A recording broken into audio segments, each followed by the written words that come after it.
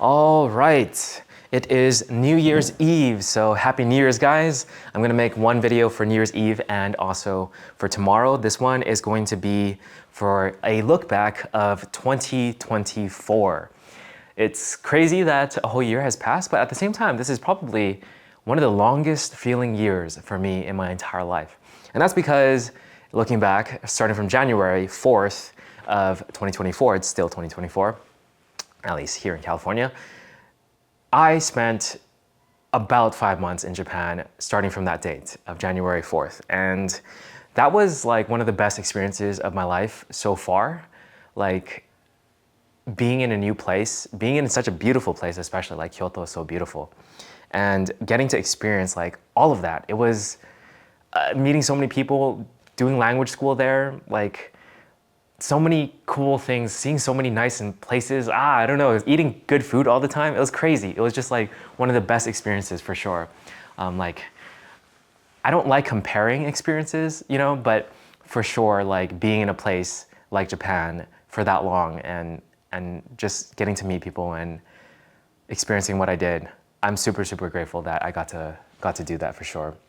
And it's probably because, you know, at least for me, I do freelance work and stuff like that, and that's how I was able to sustain myself. But a lot of people saved up for it, or like younger people also can do it because, you know, their family helps them with it. So made a lot of really good friends. And I want to open my phone real quick just to look back using Day One. It's the journaling app that I use personally. I actually use the paid version, which is $35 a year.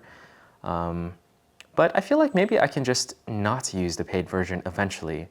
I might just look into that because I haven't been using it as often since I also started this year doing like sort of it was alongside my life reflection challenge where I would record like every day talking about my daily reflection. I was doing a daily reflection podcast basically, which is technically public, but I'm not like advertising it or promoting it in any way. So it still has like 0 views, which is good. I feel like I don't mind that if people watch that podcast, but it's not a good one. It's literally just there to sort of show myself that I can be consistent. These days, I've been like not as consistent with doing it, so I need to get back on it. I'm still like trying to refine the system of doing it, but it helps me a lot to just talk about the day with audio. It's audio journaling, basically. I did a lot of that in Japan as well as after I got back from Japan. It really helped me get back on top of my feet after Japan especially.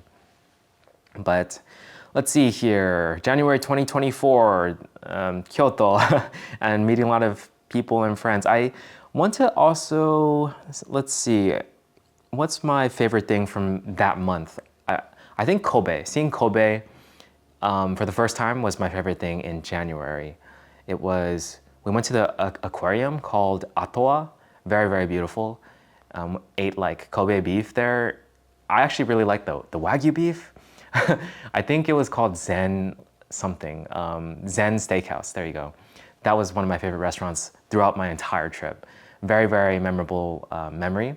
And it was honestly thanks to my friend who was staying in Kyoto. She's Japanese and I knew her beforehand, the only friend that I knew beforehand. And she definitely made that whole experience like way more elevated for sure, because I got to experience like things that I would normally not get to if I didn't know like an actual local or native Japanese person. Let's see, from February 2024, there was a moment that I really, really enjoyed for this one, which is I met someone who played violin and she was very, very dedicated and was really good. So we ended up talking, and because I met her at like a share house and we had a session where we just played some piano and violin together. And that was like one of my favorite things ever. I don't normally get to do that. I grew up playing piano solo, like all the time. So playing with someone else was just really, really fun. She was definitely schooling me because she has experience with like conducting as well. And I needed to be more on tempo. Rhythm is one of my weaker elements with music right now. I need to get better at that. That was probably my favorite memory from February 2024. Like moving share houses as well was nice. The first share house was nice, but like I met more friends in the second share house. And then March of 2024, let's see, I'm literally looking at like small pictures and then deciding like which is my favorite memory. There's so many in March. Visiting Amano Hashidate, that was really, really cool. Another one where we saw Himeji Castle, that one was fun. I actually saw my sister in Japan in that month. And this one's a fun story actually. This was a fun memory. So at this time I started to, I was using dating apps while I was in Japan. So by the time it hit March is when me and my girlfriend right now, like we met previously, but sort of solidified the relationship a bit more towards the end of March. And she happened to have a friend and we basically had dinner together. Well, actually, at first she messaged me saying like, oh, do you recognize this person? And I was like, no, I don't recognize that person. And then we had dinner together. And then I saw her and I was like, oh my gosh, like that is the person from my first share house. And she ended up telling me that she was my neighbor in that share house, which I had no idea. I just knew her from the share house. I just said hi occasionally because like we would walk past each other. But I had no idea she was like my neighbor. So it was a super crazy coincidence that she was friends with my girlfriend, because my girlfriend's Japanese and lives in Kyoto. And then the person that was my neighbor in the first share house was like from Europe. Like so it was a huge coincidence. They happened to like meet each other at a study abroad thing. It was crazy. It was crazy. And she was telling me, she was complaining like after that I left, like I think there was like a new guy that moved in. Actually, I think he already moved in when I was still there, but he was this like French guy who would just talk. She thought he was talking on the phone all the time, but late at night, like 1 a.m., 2 a.m., but apparently he was just talking to himself for like hours, and he was talking really, really loud, so she had to like end up moving out of the share house, or she moved to a different room and eventually moved out of the share house, but that was just a funny story. That was very, very memorable. Like, I enjoyed that moment. This was also when language school ended in March of 2024. So that was when I started to actually use more time to like go out more, meet more people. And it was harder to hang out with language school friends from then on, especially some started to leave at that point. So it was sort of like meeting new friends and not losing, but like not getting to see certain friends you would normally see. But yeah, those were some fun memories. I can't pick like one favorite one from March. April was fun. It was very fun, but it's a little bit too crazy. I had like a whole podcast episode in my main channel where I talked about events in Korea that were kind of stressful. But just the summary version of it, we went to like some clubs and my friends got way too drunk, and I don't drink personally. I've never drank in my life. It's because the simple reason, quick explanation, is because my dad drank and he was not the greatest when he was drunk. So as a kid, I made a promise to my sister. We promised each other that we just never would drink. So I just kept up with that promise. So after that happened, I was the guy taking care of people who were throwing up. So I've never experienced that before. I've somehow managed to avoid all of that throughout college and my early 20s. So I'm finally experiencing it in my late 20s, and I'm like, that was not a good experience. I mean, it's memorable, and it's kind of like a fun memory now, but like during those moments, I was just like, oh no, so much bad stuff happening. And I just felt very stressed, I'd say. But that Korea trip was really fun. Biking in Seoul was really, really fun. I love biking in Seoul.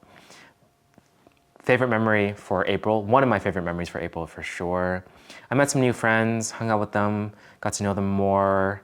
Yeah, that month I met a good amount of new friends, which was nice. I also traveled to Sendai that month to visit a friend as well, and that was a good experience. W Hotel with my girlfriend. That was a great experience for sure. One of my favorites. Like, that hotel is just amazing. I made a whole review on it the second time I went, like, I think last month, yeah. So W Hotel in Osaka is one of my favorite hotels of all time. That was a great memory. Definitely try to visit it if you have like the option or money, because it is kind of pricey. We went to the Mount Fuji area in May. That was one of my favorite memories. Me and my girlfriend just visited, like, not exactly Mount Fuji, but just the lakes around Mount Fuji. And it was kind of cloudy, so we couldn't see it well, so I kind of have to go back. But that was very, very fun. This was also around the time she let me borrow her Switch, and I was playing Unrailed a bit too much sometimes at night, because I would just like hang out with friends and then come back and play Unrailed, and that was not good. But it was fun while it lasted. I reached the last stage by myself, which is Mars, I think. But visited a cat cafe and then said goodbye. Said goodbye to my share house friends and stayed in Tokyo for about a week afterwards. Saw a friend, and at the end of May I returned for my birthday, and I think in June, the first week of June, I had a smaller birthday event this time around. I had it in May, yeah, a few days before my birthday. But that was the most tired birthday experience I had. Usually I try to host something big, like a bigger birthday event where people play games and stuff like outside, and I usually make up the games because I really enjoy doing that.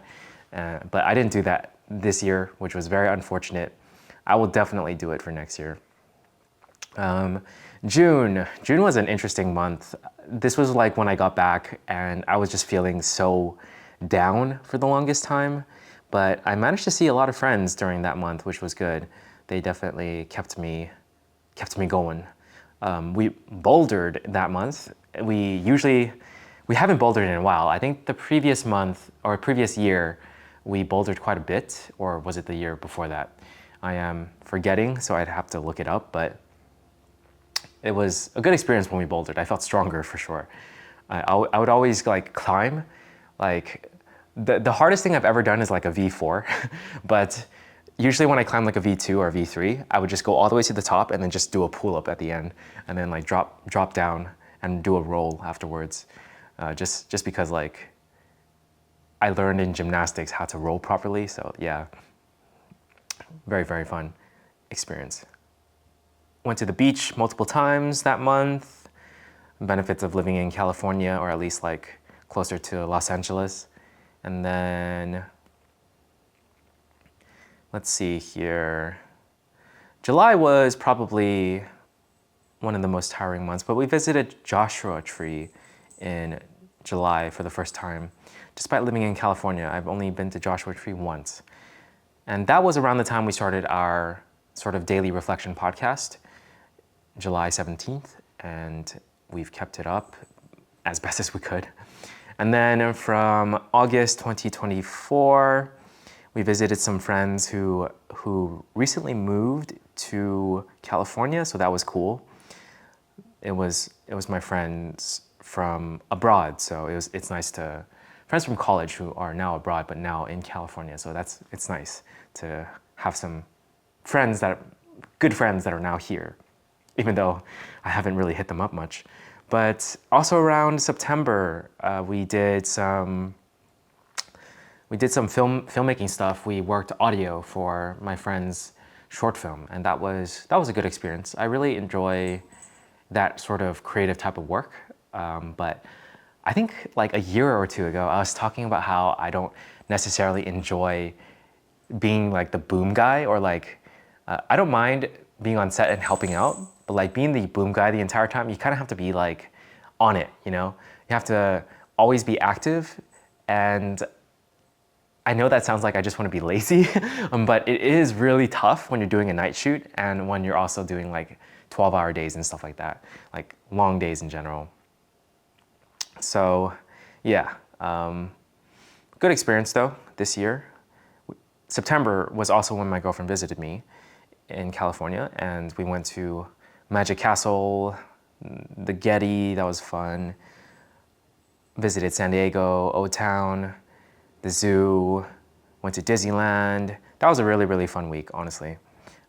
One of the most fun weeks in California I've had in a very, very long time, I'd say.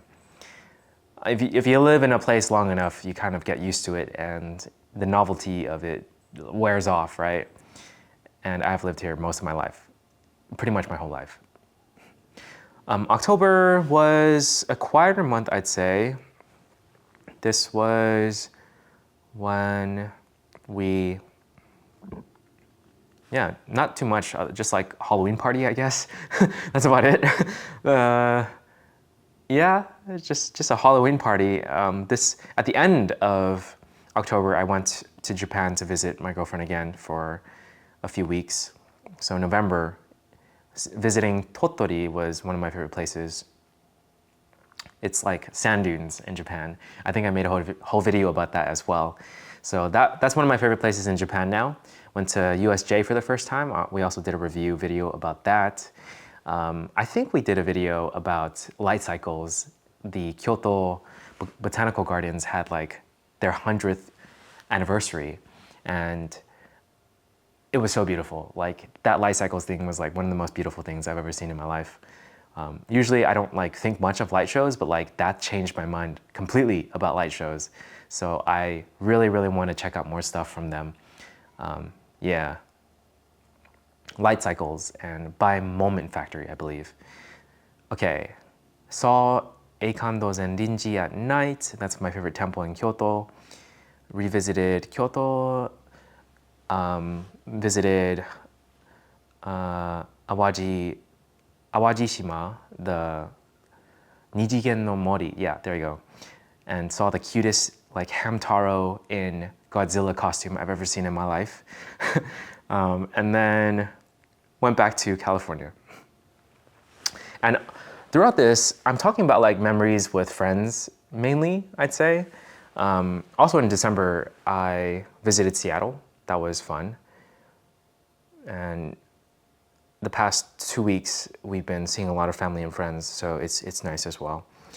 That's basically the memories I've had, but in terms of, I guess, YouTube and creative stuff, these days in general, I feel like after I got back from Japan, or Japan really helped me take a break from just like thinking about main channel stuff for the longest time, because I didn't do much with it other than talk about like how much money I spent. But for my personal channel, I got to just experiment a bit more, upload stuff for fun, and I'm doing that a lot more recently too.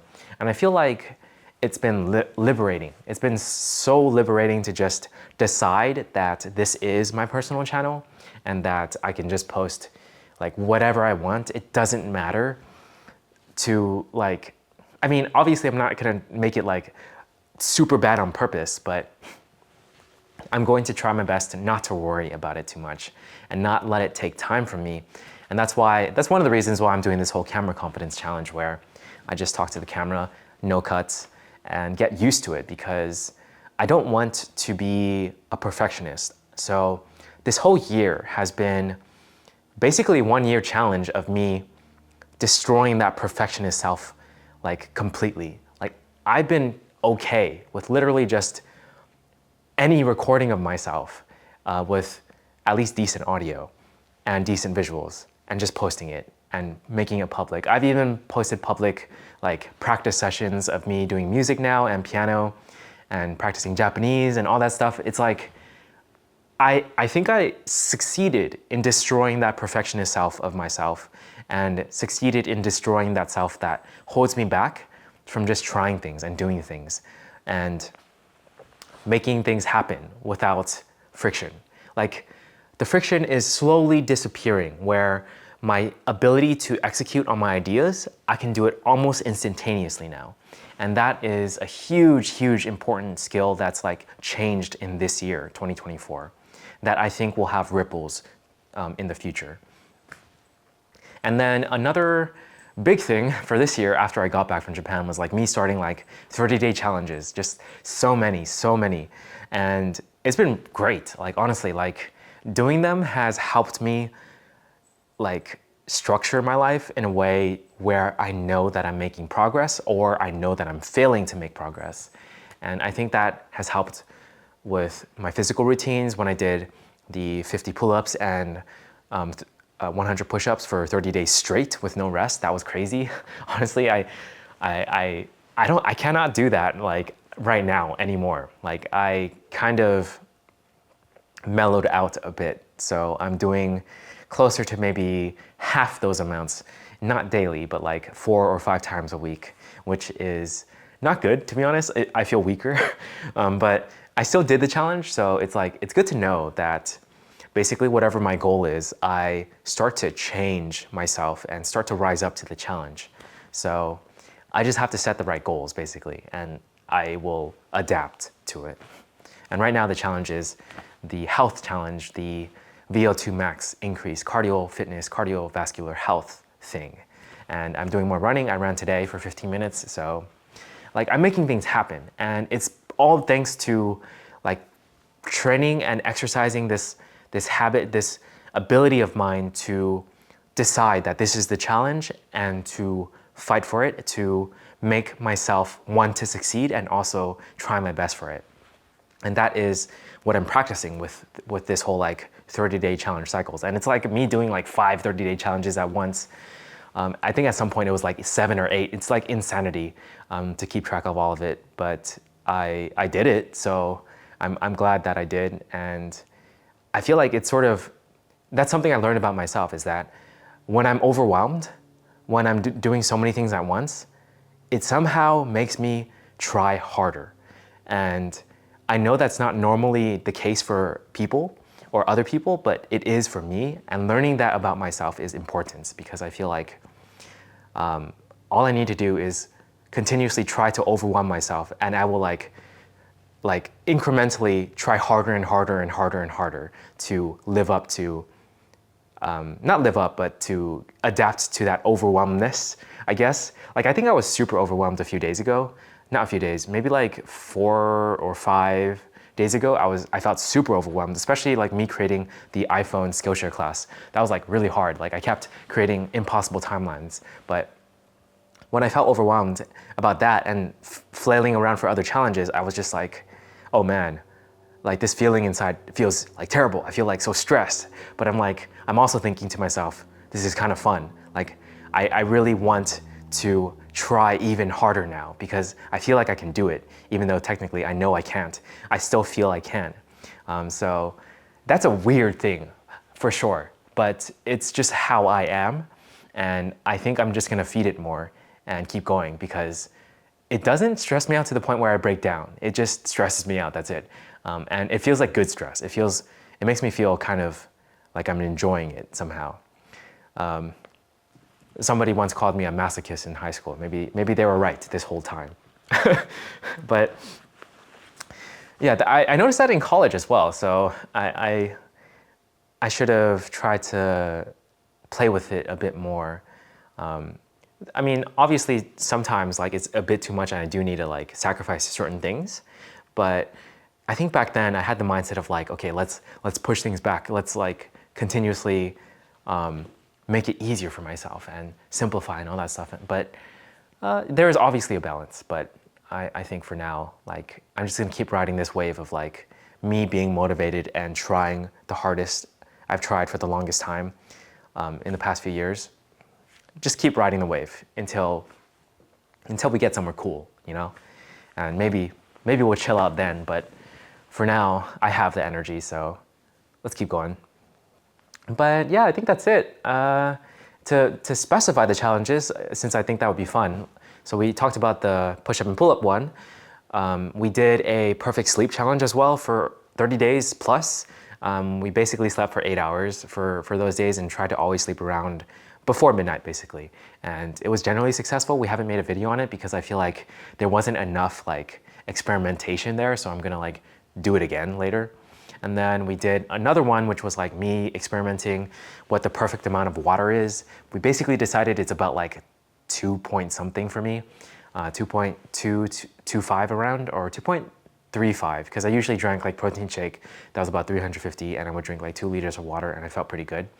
That, again, I haven't made a main channel video yet because I still feel like I can do more experimentation and make the video more interesting. That's another challenge we did. We did the 30 days of reflecting on my life, and then we did 30 days of iPhone stuff. That was pretty fun. That video will release in January. We've scripted it already. And then we did, what else did we do? 30-day camera confidence challenge. This is like day 20 something at this point, so we're almost done. 30 days of working on music. That thing is like halfway through, and we are still on our third piece when we wanted to create 10. But it's good because I think we'll finish the third one pretty soon. And that's 3 within 30 days compared to 0 within the rest of the 330 days of the year. So that's a win in my book. I'm forcing myself to actually step up to the challenge. We did 100 days of playing piano by ear. That's a huge one. That's a skill I've always wanted to work on since like I started playing piano when I was like a kid, but I just never did. I just never sat down to try, and I finally did it. Finally, holy crap, it took me so long just to like sit down and individually work on this skill and focus on it. I did kind of have to sacrifice like other things, like I don't sight read much at all these days compared to like 2 or 3 years ago where I sight read like every day. So it was kind of, like going to Japan and coming back kind of reset me. So I was like, what do I want to work on right now? And that's when I decided. So that was a good thing that came out of not practicing while I was in Japan. I tried my best to practice in Japan. My first share house was really close to Kyoto Station, so I would go there very often since there was a piano there. And there was a Yodobashi, which had a lot of electrical pianos that I would just like go to and practice. I practiced for like 2 hours one time, and then the worker like kicked me out. Well, actually he was nice. He was just like, oh, how do you like the piano? And I'm like, oh, sumimasen. And then I just walked away because I'm like, oh my gosh. I'm pretty sure he's like telling me like, I should leave at that point. I should not do that, obviously. That's why this time around when I go to Japan, I will actually buy a legit piano. Not a legit piano, a legit electric piano to practice on. I will buy it. So yeah, that was a great challenge. I'm on day 6 of listening to chord progressions and trying to recognize them from piano as well. And I think that's it. I'm pretty sure I'm missing 1 or 2, but honestly, it's been great so far. Like doing all these challenges in the past like 4 months. But yeah, I have really stepped up. Oh, Zero Entertainment. I'm forgetting literally the most important one. Zero Entertainment was one that seriously helped me so much. Like it gave me so much time back. Like unbelievably huge difference for Zero Entertainment. Like doing that for like 60 something days was huge for sure. I can't believe I almost forgot that one. But yeah, like seriously, it's making a huge difference. And I eventually want to create something like, well, firstly, I'm going to create a guide for like what I've learned basically throughout doing all these challenges, because I do feel like there's a good amount of tips that I can give, but I want to structure it. I don't want to just like talk to the camera and like spill them out. So I guess I'll leave the guide down below. I also said this for my other channel, my main channel, but I haven't like fully created it yet. I just have like an outline. So I'm gonna create it as fast as possible, while also making it as best as possible. But yeah, I eventually want to like try like something maybe along the lines of either coaching or like creating a program around like utilizing this 30-day structure and like understanding habits, understanding like what it takes to succeed with it. Because I feel like most of the time when you buy courses, for instance, like I've fallen for this as well. Like I've bought a course that talks about like playing by ear with piano, or training your ear basically. I bought a course with doing YouTube better. I've gotten into a course for free thanks to my application of a scholarship or whatever to do YouTube better. And most of the time, I just watch a lot of the videos of the course and I don't really engage with it that much. I also did one with like music as well. There was like create your own original song or whatever, and I sort of did it, but it was difficult to actually abide by it and fully go through the course and do every action with it. And I feel like buying a course is so useless unless you have the ability to follow through. Unless you have the ability to follow through and like execute, and that's a whole other skill set. You know, you kind of have to like build that skill set first. Build the skill set to like decide that this is the goal, and then structure your plans, yourself, your time around that, and really try. And I think that me having done what I did this year has given me a lot of information and experience on how I can maybe help others with that as well. So eventually I will make a program about that, or do coaching, like either one, or both, probably both. But for now, that is pretty much mostly my thoughts on 2024. It was one of the best years of my life, undoubtedly. And I think 2025 will be, well, we'll talk about what, I feel like we don't need to talk about what we want to do for 2025. Basically, yeah, maybe I will. I think that would be a good, like, counterpoint. That was the original plan. We'll do it in the next video. This one has gone on for long enough. Okay, I'll catch you guys in the next one. Happy New Year's, and see you next year. Peace.